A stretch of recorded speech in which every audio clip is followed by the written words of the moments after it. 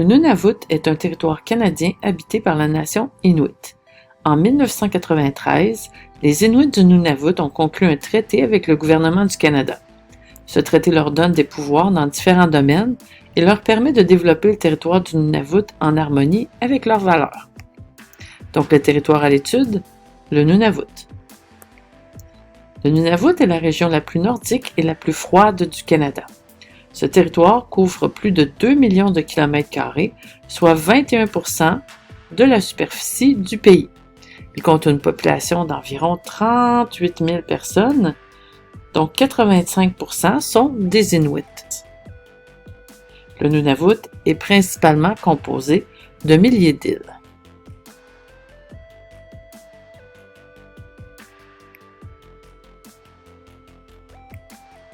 Les caractéristiques du Nunavut, premièrement, il est situé dans le nord du Canada. Le territoire est en partie géré par les Inuits. Le mode de vie est influencé par les traditions Inuits. Et les communautés sont dispersées sur le territoire et elles sont isolées. Donc, ça veut dire qu'elles sont loin les unes des autres et que c'est pas facile de communiquer entre elles. Le mode de vie traditionnel des Inuits, basé sur la chasse, est bien adapté à la nordicité. Ce peuple nomade chassait surtout le phoque sur la banquise en hiver et se déplaçait à l'intérieur des terres l'été pour chasser le caribou. Il chassait aussi d'autres animaux comme le morse, le narval, la baleine et l'ours polaire. Avec les produits qu'ils tiraient de la chasse, les Inuits disposaient de tout ce qui était essentiel pour assurer leur survie. La viande et le poisson cru étaient les principales sources de nourriture pour les Inuits. La graisse était transformée en huile et déposée dans une lampe comme celle que tu vois sur l'image. Cette lampe servait à s'éclairer, à se chauffer et à fournir de la chaleur pour la cuisson des aliments. Les fourrures et les peaux servaient à fabriquer des objets du quotidien, des revêtements de kayak, des tentes, des sacs ou encore des habits. Les os et l'ivoire, quant à eux, servaient à fabriquer des outils, des jeux ou encore des œuvres d'art comme la sculpture que tu vois sur l'image. Parmi les éléments de la culture inuit, on retrouve la langue. Donc la langue inuit maternelle d'environ 65% de la population du Nunavut qui se trouve à être l'Inuktitut ou encore l'Inuktitut.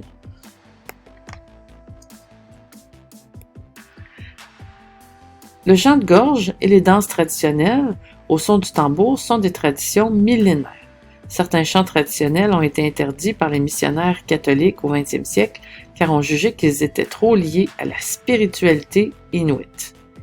Aujourd'hui, les Inuits se réapproprient cet héritage. Depuis des millénaires, les Inuits créent avec les matériaux disponibles de leur environnement, comme entre autres la stéatite, qui est la pierre à savon, l'ivoire de morse et les os de baleine. Leurs œuvres représentent souvent des animaux, des scènes de chasse ou encore la vie quotidienne liée à des éléments de leur spiritualité.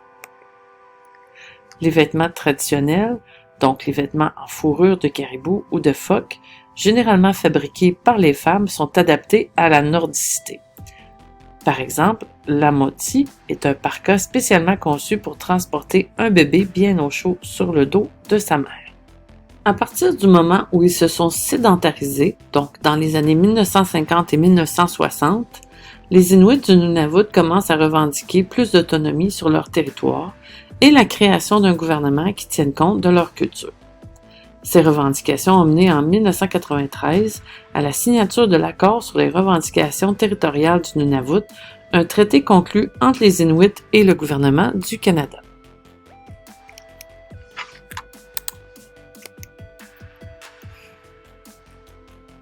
Donc, il faut comprendre qu'avant 1999, le Nunavut, ça n'existait pas. C'était un territoire qui appartenait au territoire du Nord-Ouest qui est situé juste à côté. Au niveau du gouvernement inuit, il représente tous les habitants du territoire, même les non-inuits. Toutefois, le gouvernement doit refléter les valeurs des Inuits qui forment 85% de la population du territoire. L'économie du Nunavut repose sur la chasse, les arts et l'artisanat, les mines, le tourisme la pêche et le piégeage. Donc encore aujourd'hui, la chasse demeure une activité très importante pour beaucoup d'Inuits, bien qu'elle ne soit plus leur seule source de subsistance. L'accord sur les revendications territoriales du Nunavut en 1993 a permis aux Nunavut d'obtenir certains éléments. Entre autres, la propriété de 20% de la superficie du Nunavut, la reconnaissance également de leurs droits ancestraux de chasse, de pêche et de piégeage sur l'ensemble du territoire, 1,4 milliard de dollars sur 14 ans pour développer le territoire, la participation à la gestion des terres et des ressources naturelles conjointement avec le gouvernement du Canada et la création de leur gouvernement. Le Nunavut est un immense territoire relativement peu aménagé à l'extérieur des communautés inuites. Mais quelles sont les infrastructures présentes sur le territoire et quels sont les éléments de la nordicité qui constituent un défi important pour l'aménagement du territoire? C'est ce qu'on va essayer de trouver dans la prochaine vidéo.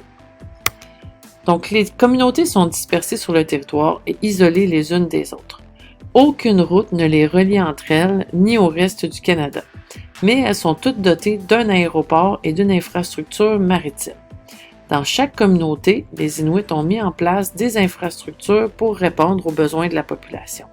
Des maisons, des magasins, une école, un service d'eau et d'égouts. Pour te donner une idée, si tu devais partir de Montréal pour te rendre à Iqaluit, la capitale du Nunavut, tu devrais payer 2500 $ pour ton billet d'avion. Et si tu devais te rendre à Resolute Bay, ça t'en coûterait 7000 $. Étant donné que les routes sont pas faciles, la plupart des Inuits préfèrent circuler en motoneige ou encore en VTT. Les communautés sont accessibles par bateau seulement l'été, quand la mer n'est pas recouverte de glace. Durant cette période-là, un navire cargo fait la tournée de toutes les communautés pour livrer les marchandises en provenance des villes qui se situent au sud. Donc, on livre de tout par bateau, des vêtements, des jouets, des matériaux de construction, de la nourriture, des articles ménagers, des meubles et même des voitures et de l'essence. L'exploitation d'une mine à ciel ouvert nécessite la construction de plusieurs infrastructures, comme entre autres une fosse, une usine de traitement du minerai et plusieurs entrepôts. En milieu isolé comme au Nunavut, les compagnies doivent aussi faire construire des infrastructures de transport, donc des routes, des aéroports pour leurs employés et bien entendu des logements pour les travailleurs qui arrivent de l'extérieur. C'est entre autres le cas de la mine Meadowbank qui est reliée à la communauté de Baker Lake par une route de 110 km que la mine a fait construire. Donc la mine appartient à une compagnie non inuite, mais cette compagnie-là forme et emploie des Inuits. Les autres travailleurs proviennent de partout sur le territoire du Canada et arrivent par avion. Les régions nordiques, comme le Nunavut, figurent parmi les plus touchées par les impacts des changements climatiques. Fonte du pergélisol, haute du niveau de la mer ne sont que quelques conséquences. La nordicité et les conséquences des changements climatiques amènent d'autres contraintes qui rendent encore plus difficile l'aménagement et la construction d'infrastructures sur le territoire. Donc, quelles sont les contraintes d'aménagement associées à la nordicité? Eh bien, premièrement, il y a le climat froid. Deuxièmement, la présence de pergélisol. Troisièmement, un transport maritime qui est possible seulement quelques mois par année, c'est-à-dire l'été. Et quatrièmement, les changements climatiques. Pour ces 4 contraintes, on a dû trouver des solutions.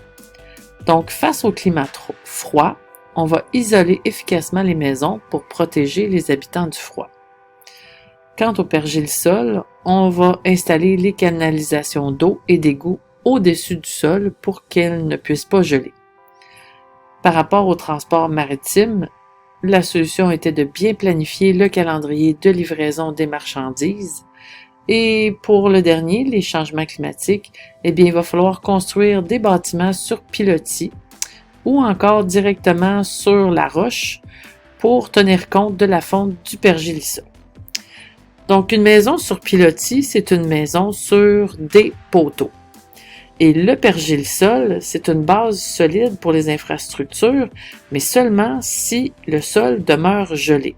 Donc, le pergélisol, c'est le sol qui est gelé en permanence. Mais s'il y a réchauffement climatique, la glace fond, et donc là, le sol devient mou et les maisons vont caler. Donc, c'est pour ça qu'on va construire les maisons sur des poteaux ou encore sur des caps rocheux.